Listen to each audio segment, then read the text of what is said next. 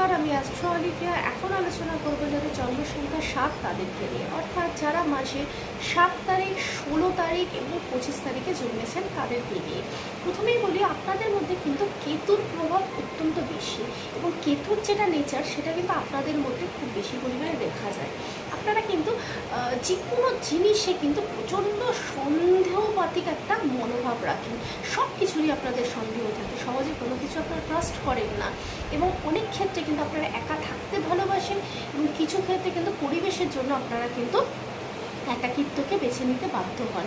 আপনাদের কিন্তু এই সন্দেহবাতিক মনটাকে সবার আগে একটু কন্ট্রোল করতে হবে, মানুষের প্রতি কিন্তু ট্রাস্টও একটু রাখতে হবে এবং চেষ্টা করবেন আপনারা কিন্তু বন্ধু বান্ধব, আত্মীয় স্বজন প্রত্যেককে কিন্তু সমানভাবে রেসপেক্ট করতে, সবার কথাকে সমানভাবে বিশ্বাস করতে।